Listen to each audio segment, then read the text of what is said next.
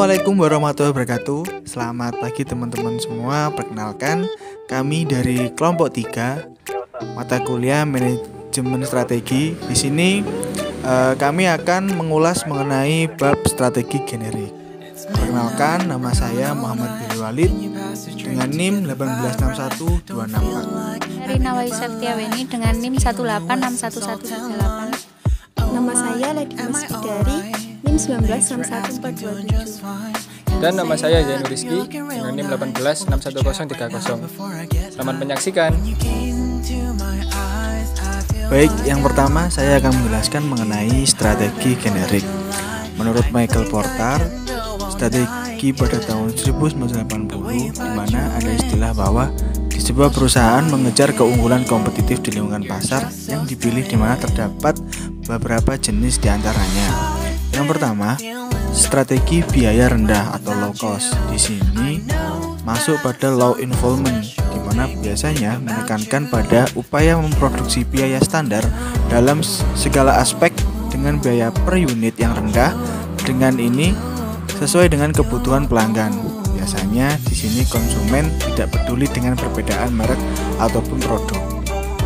Yang kedua, differentiation, di mana di sini mendorong perusahaan untuk sanggup menemukan keunikan untuk membedakan dengan kompetitor lain, di mana memiliki ciri khas sendiri yang diperhatikan sumber daya atau human resource dan organisasi agar dapat mendukung. Contohnya adalah Starbucks berbeda dengan cafe shop lain sehingga pengunjung betah lama meskipun mahal, serta perusahaan Gucci di mana dengan strategi pakaian pattern yang diciptakan memiliki khas yang tidak dapat ditiru oleh perusahaan desain lain. Yang ketiga, strategi fokus. Di sini menerapkan bagaimana agar dapat membangun keunggulan, bersaing agar tidak kalah dengan kompetitor meskipun dalam segmen pasar yang sempit tidak luas.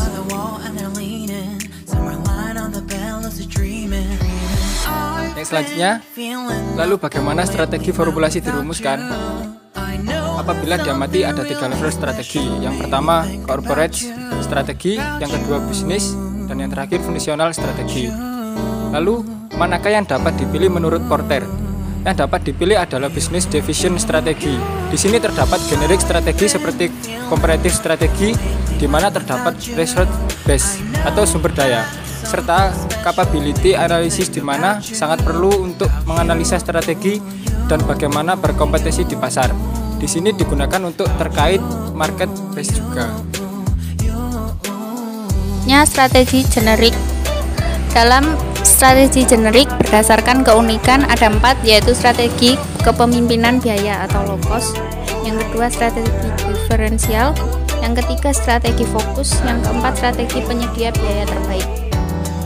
Strategi generik, strategi kepemimpinan biaya murah, targetnya di sini untuk mendapatkan pangsa pasar yang luas dengan mempertahankan pelanggan lama dan mendapat pelanggan baru dengan harga produk ataupun jasa yang lebih murah.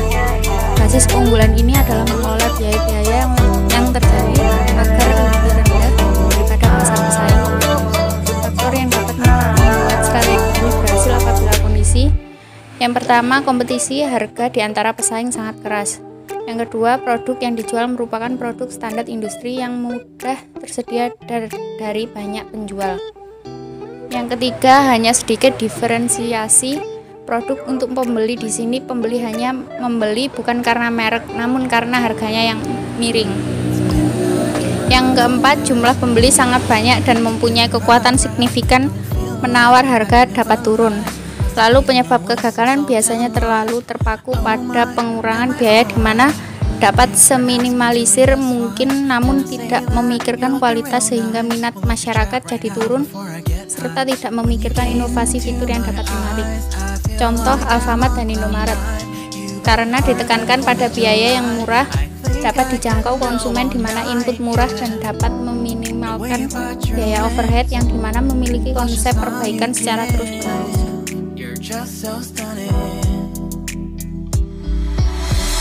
Generik. Strategi diferensial di sini untuk mencapai keunggulan yang kompetitif dan menciptakan nilai bagi pembeli menurut Porter dapat dilakukan dengan cara Yang pertama, menyediakan keandalan daya tahan, kenyamanan, dan kemudahan bagi konsumen.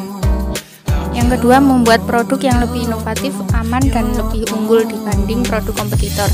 Yang ketiga, membuat produk dengan keamanan lingkungan melebihi standar. Contoh mobil BMW di sini selalu membuat iklan besar untuk membuat brand awareness agar selalu di depan.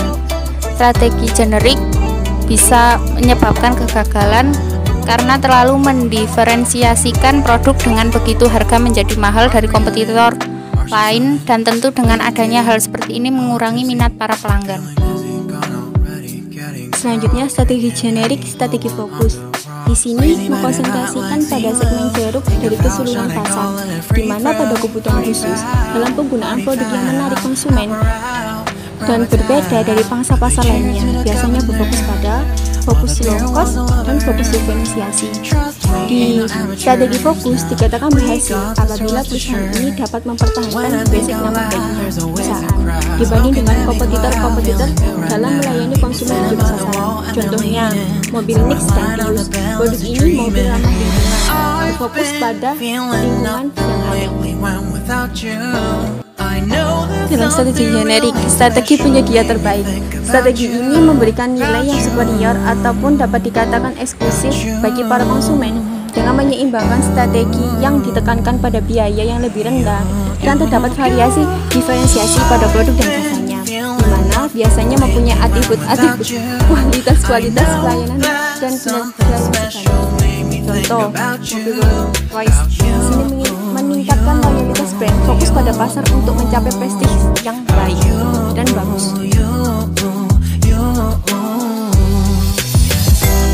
Penjelasan dari kelompok kami, kelompok 3. Mohon maaf apabila ada